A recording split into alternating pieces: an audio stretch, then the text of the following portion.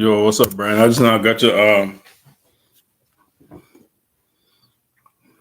chat message that you just sent me.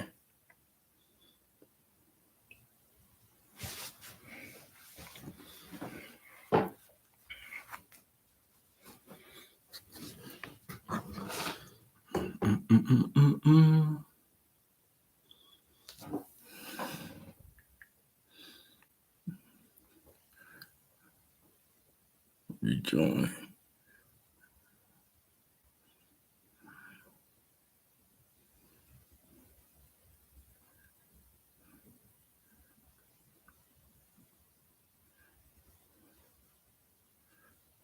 Brandon. Invite people. Invite guest Mike.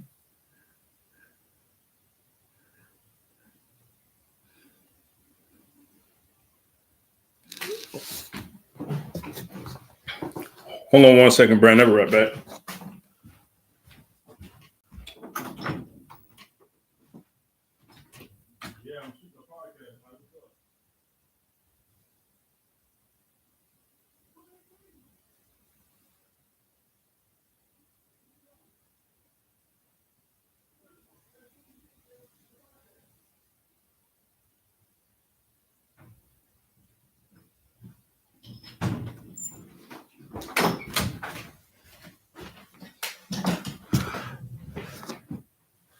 Sorry about that. Let's see here.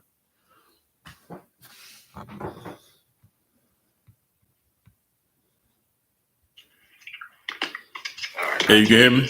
All right, cool.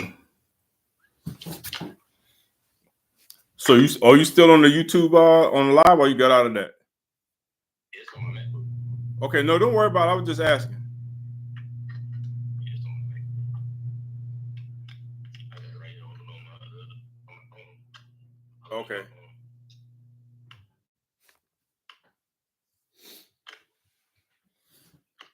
I just sent one to Mike. Let's see right here.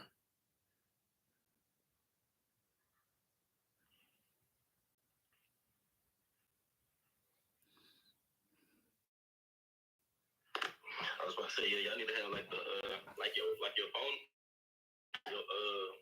your laptop.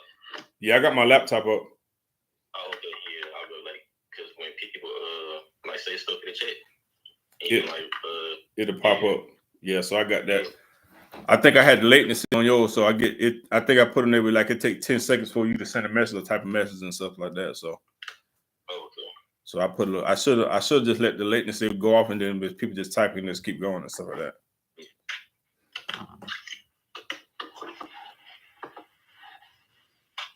In the closet because my dang best friend, she in the my living room, her Wi-Fi out there. She work from home, so she in my living room. I'm in my club.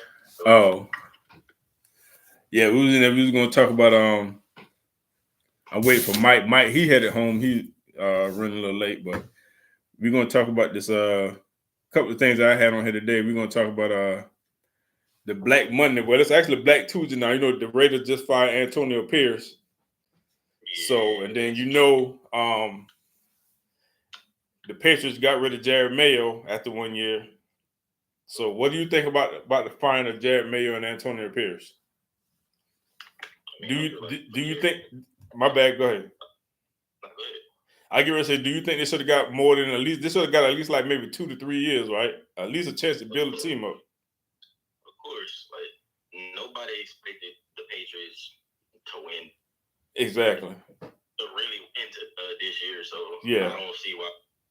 I don't see why Rob Kraft did that. Especially when you come into a situation where you don't really have anybody. So I'm pretty sure you're supposed to put some weight to get your guys in there so you can do fix the team up how you want it to be fixed. But like they just don't give these dudes no type of time to do anything. Well, they give. I ain't want to go that way, but I know a direction that I can go, and I probably will go. You know, they gave Dan Campbell time in Detroit. Yeah. Because it was horrible the first year, the first couple of years. Our leash is real short, so it's like they just expect us to Just come out the gate. They expect us to do like Usain Bolt, just come out the gate running and taking off, and the team's supposed to be taking off just like how what's the Texans what's the Texans coach D'Amico. Yeah, like he's supposed to like how he took off, you know what I'm saying? Even though the Texans kind of leveled off a little bit this year, the Houston Texans, they're still playing good football.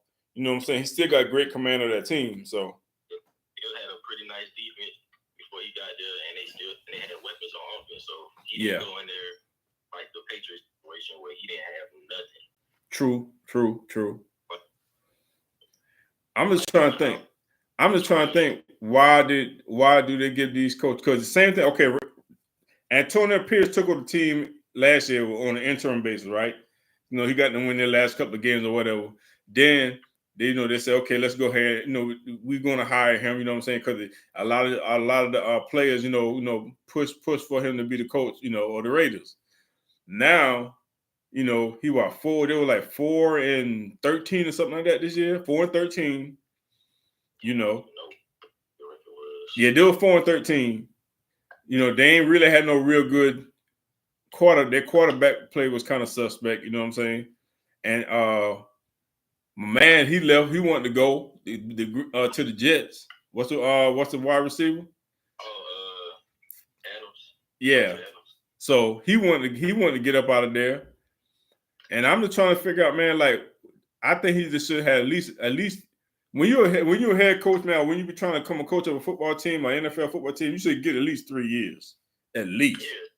I feel like they might as well put that in their contract. Like, exactly. You know, you come into a bad situation. Mm-hmm. The owner need to know, like he should know, like you bringing this dude into a bad situation as a first time head coach. Yeah. You can't expect him. He's still trying to find his way when it comes to the head coaching, and I'm pretty sure he probably got a little bit more comfortable towards the end of the season, but they start playing a little bit better. But yeah, like you got to give these dudes some time. You just can't expect them to just turn it around and be a whole 180.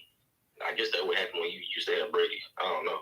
But then you know what I'm saying too. Now after Brady left, you know they started losing a lot of games over there in New England. You know what I'm saying? They were looking for the quarterback. They couldn't get the right quarterback, so they lost a lot of games. So and that's why you know they decided to cut the strings. You know, the coach over there, Parcells. I mean, Belichick.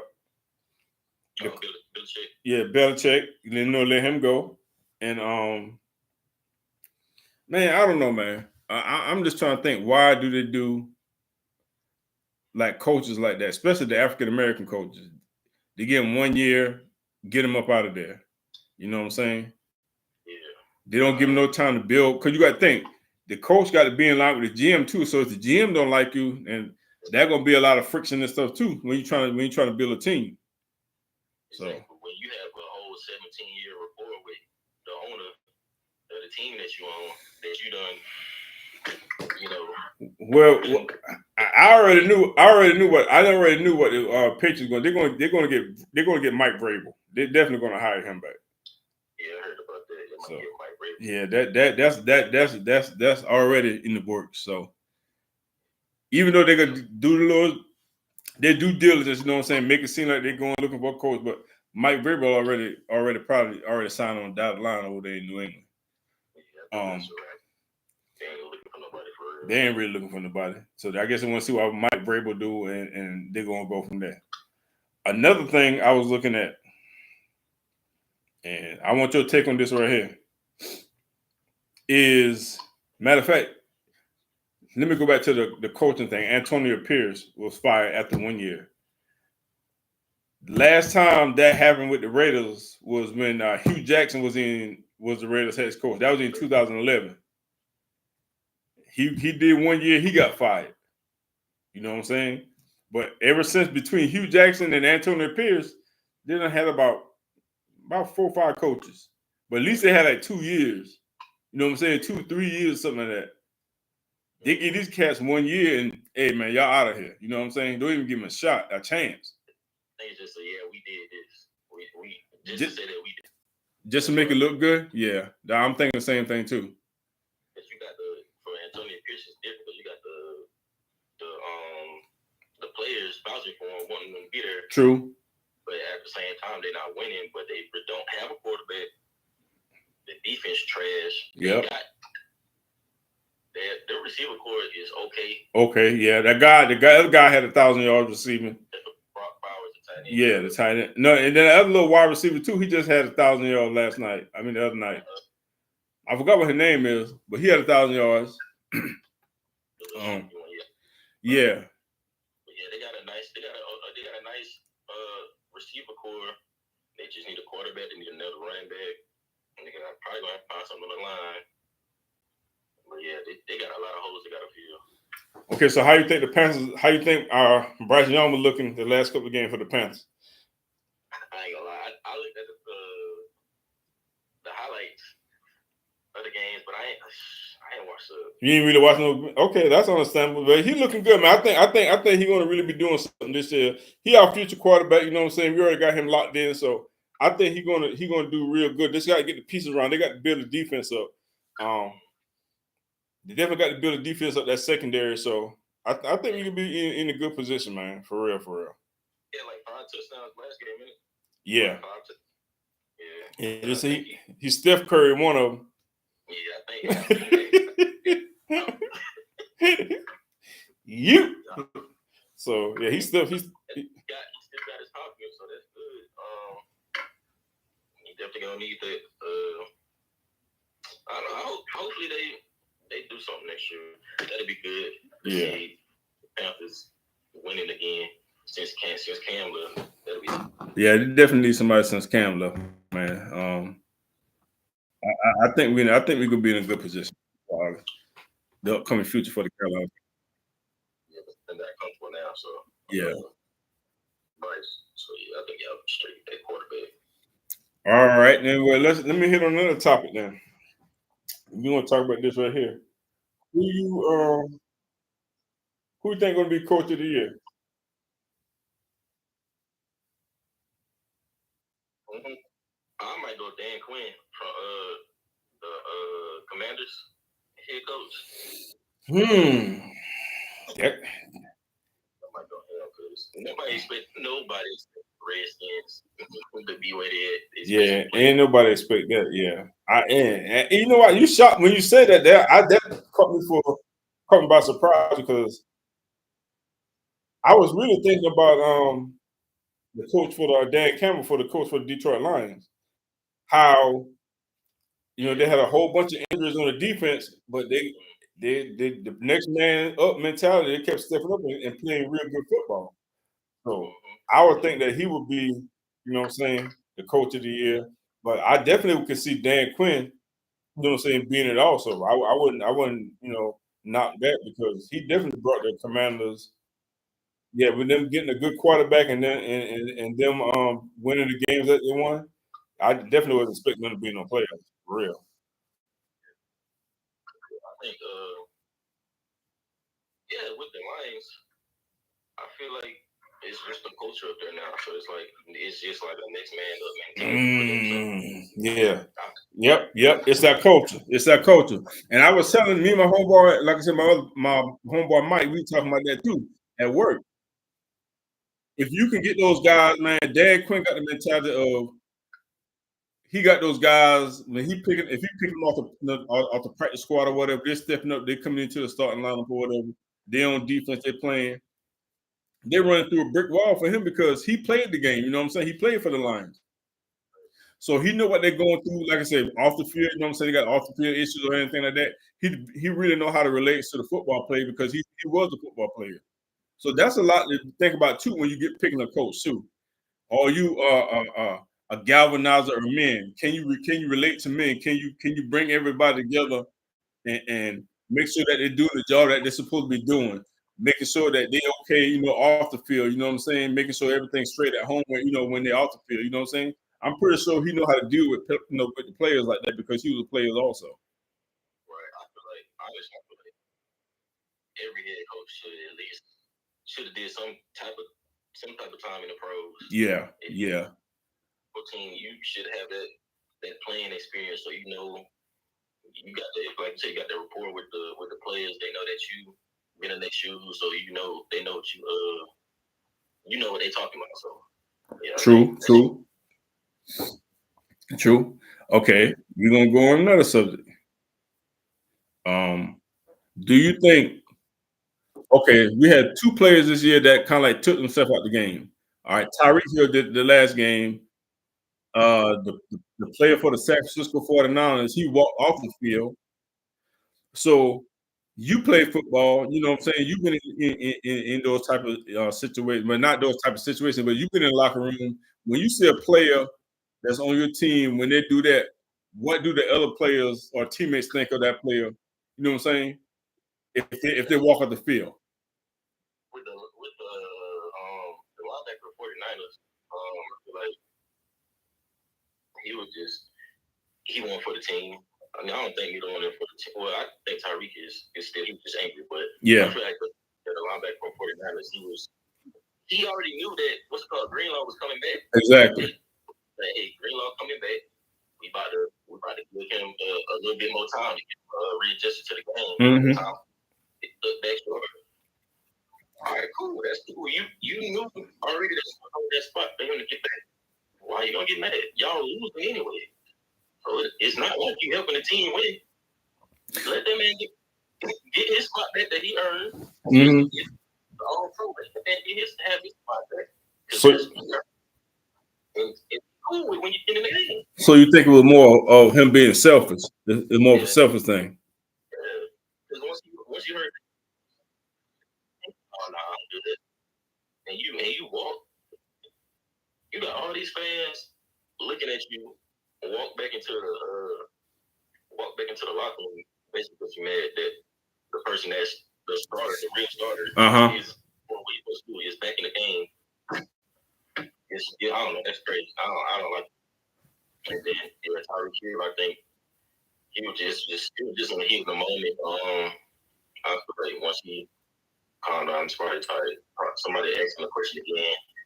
I think he'll have a better outcome. I think it'll be a better outcome. I feel like. Okay, well, let me ask you this question right here, Brandon. Mike Evans just got his 11th season with 1,000 yards, right? You don't never hear nothing about this cat. Like as far as like off the field, you know what I'm saying? He's like the consistency of excellence.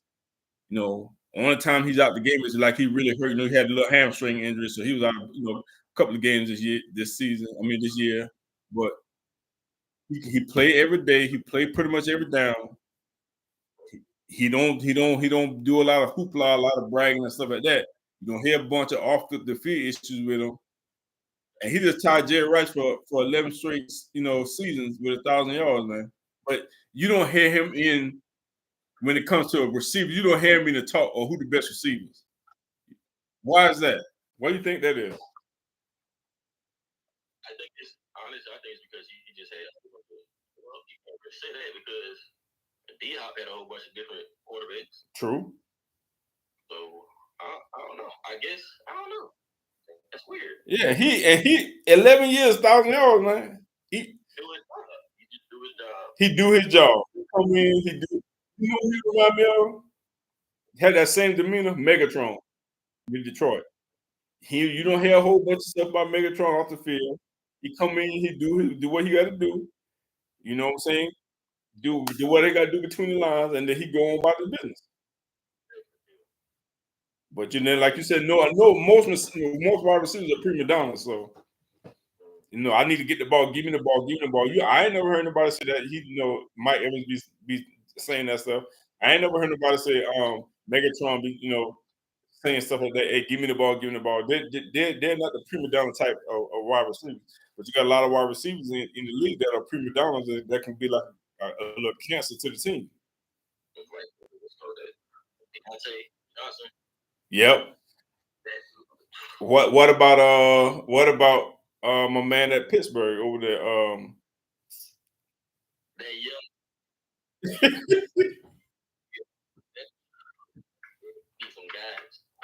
Some guidance. He just doing anything up there. I don't know.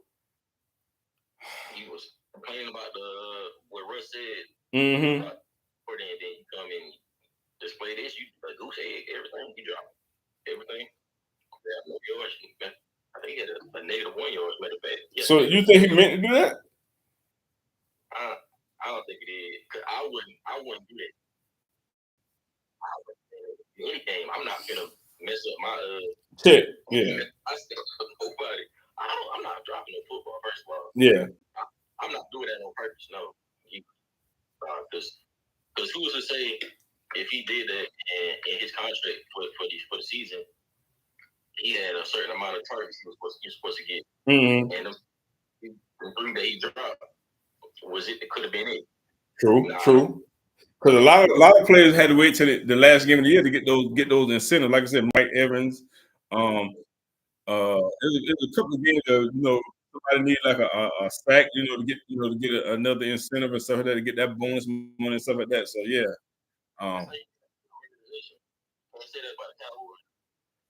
Since you said that, I had a question about that. When we were talking about the Antonio Pearson firing and the Jared Mayo firing, teams like the Pittsburgh Steelers, the Washington Commanders, the Tampa Bay Buccaneers, when it comes to picking coaches, right? Because definitely the Steelers and Rooney's, they don't pick. They probably have like maybe four coaches that I can think of in their whole existence. Chuck Noll, you got Chuck Noll, you had what's my man that on Bill? Yeah, Bill Cowell. Yeah. And then you got yeah. I want to say they had another coach too, but I can't think off the top of my head. But they always stick with the coach. I want to say Tampa Bay stuck with who they had there so far.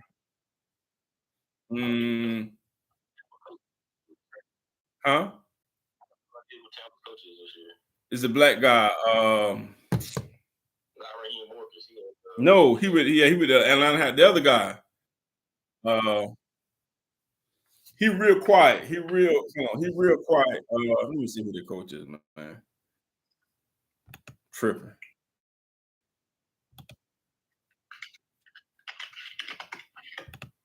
Todd Brown. Yeah, Todd Bowles. They usually stick with those organizations. Usually stick with their coaches for a good while, man. You know what I'm saying? You gotta have time. You can't just. And the Green Bay Packers, they were another one that stick with the coaches for let them work out the kinks and stuff like that. San Francisco good at doing that too. Yeah. So yeah, that's stuff that I'll be trying to figure out, man. Like, why do these teams that have these bad organizations, and that's another reason I think too that they always have a bad football season or a bad football team because the organization is bad. When the organization is bad, your teams go through a lot of turmoil, a lot of ups and downs. So because you're picking coaches, you're picking defensive coordinators, you're picking offensive coordinators. You know what I'm saying? You always jumping in and out of the double dutch. You know what I'm saying? You don't never just stay the course. Exactly.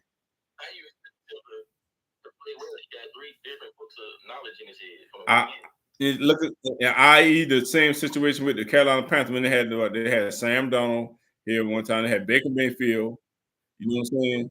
Run through the quarterbacks, and you thinking it's the quarterbacks, but it's usually the system that they in the organization that they're. Look at Sam Donald over there in Minnesota. They're balling out. Baker Mayfield over in Tampa Bay, he balling out. So it's a combination of the organ, huh? That's crazy too. Yeah. Baker Mayfield got 42 touchdowns and you got to think about it. When he was over here with the Carolina Panthers, he ain't look nothing like that. Yeah. Sam Donald ain't look nothing like that.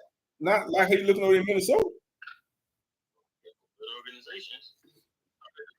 It's an organization. It's a system that start at the top. And then another thing that we noticed with with the Carolina Panthers.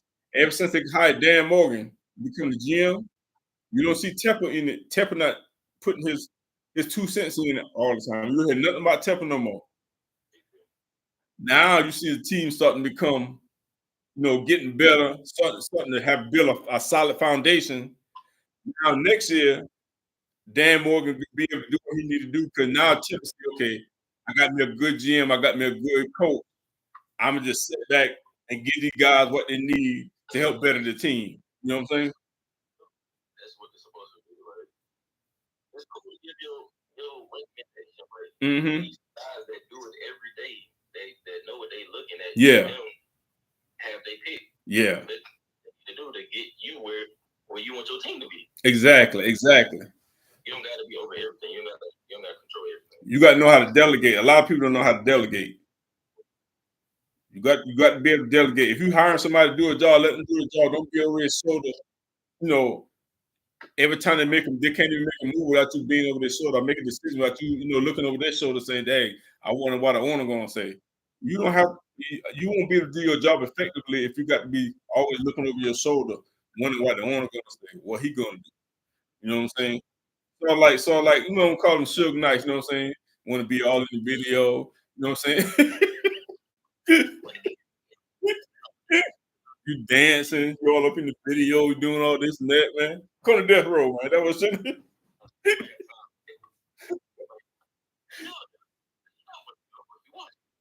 Okay, I'm gonna go with this right here, man. Okay, you said coach of the year is gonna be you was thinking Dan Quinn, and I said the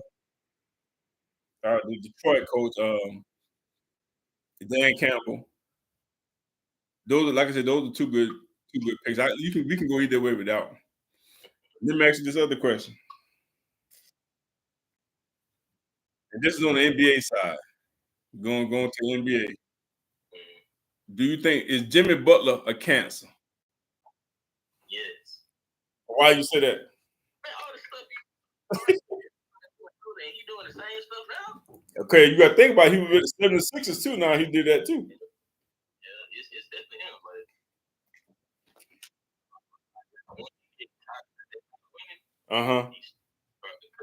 Oh, he like a little spoiled brat. When he can't get his way, then he start acting out. His I think it was Golden State, but they already threw that down. They said, "No, they're looking for a big man putting next straight line." Who else? Who else? They say he might go to Memphis. Yeah, he said he didn't want to go to Memphis. Okay. Yeah, he said. I think it was Memphis, Golden State, and the third team that was in talks. But yeah. But would a team want him there though? Because now he up in age too now. Exactly. And you up in age and you becoming a cancer, that ain't good. And you really only turn it on when the playoffs, yeah, exactly. For the regular season, which is cool, but y'all not really winning like this. Exactly. But yeah, you just turn it on. I feel like it's cool. People can just turn it on and off. You play all day. Yeah, I feel like you should be in that mode like all the time. You should be all the time. Exactly. You should be coming with your bag, your lunch pail every night to come to work. You know what I'm saying? Do what you need to do.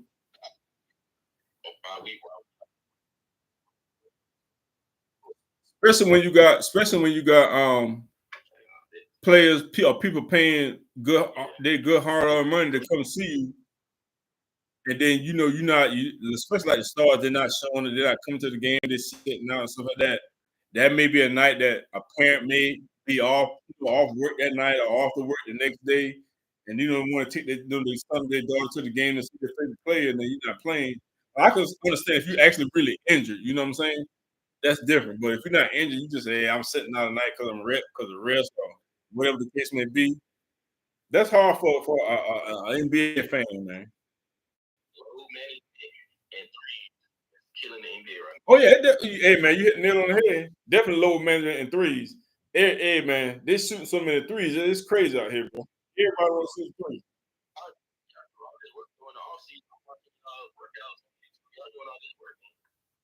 just step back threes. Jacking up threes. 52 threes in a game is crazy for one team, not combined. Huh, Charlotte Hornets and who was that? I want to say Charlotte Hornets and they combined for like dang near 53. You missed 53 threes. Y'all bad, like y'all can't get touched now. Go to the hole, get to the. Ain't nobody trying to go to the hole. I will go to the hole because you can't really, if you can't touch me, you can't put your hands on me.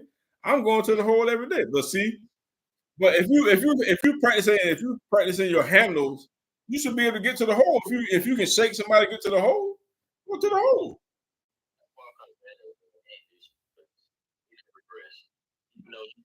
He's scoring, but all these threes he taking. He's shooting a lot of threes. He shot 10 threes the other night. And I mean, you can't settle.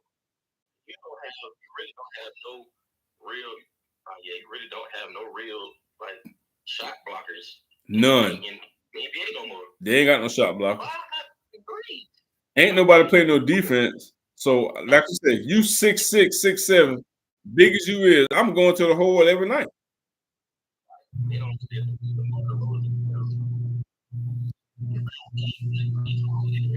man, I don't understand it, man. It's crazy. Just focus on all this stuff doing all shit. They want to complain about losing. They don't have no movement on the court. Everybody is driving past. Mm-hmm. I remember when Kobe was talking about it, he was like, man, yeah, the league is going backwards right now.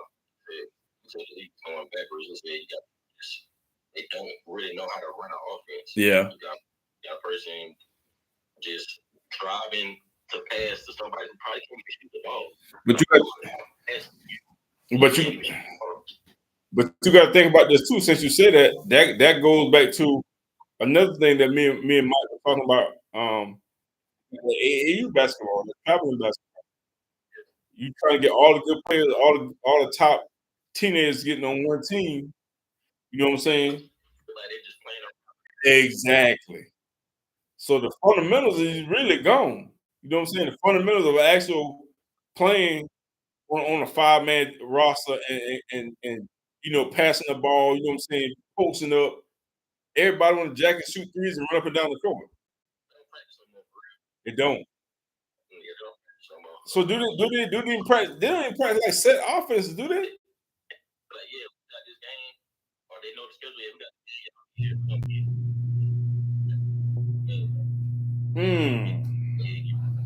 I'm seeing I got a homie in a basketball circuit. And we don't really practice like that. We practice like every so often, but other than that, we go straight to the game and just hoop. So they just show up and hoop. Yeah, doing practice, doing so like the coach called a timeout, call a play. They ain't got to play.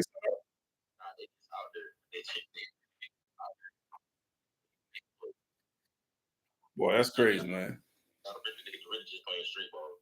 That's crazy, bro. That's crazy. Not getting better doing that. You're just going out there playing basketball. You're not working on nothing. You're not getting better. You're not taking these shots, taking these just doing anything to get better. Yeah. Just out there playing ball, really. That's crazy, man. That's crazy. Hey, man, but we're going to go ahead and end this live right here real quick, man. Shout out to everybody that's watching out there. We appreciate y'all.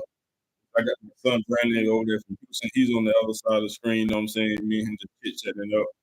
But we're going to jump back in this thing, man. Like I said, we had a few little technical difficulties, but like I said, this is our first time actually really doing it. So we appreciate y'all having patience with us. Thank you very much. Make sure y'all like, comment, subscribe, and we'll see y'all next time. Peace. Hold on.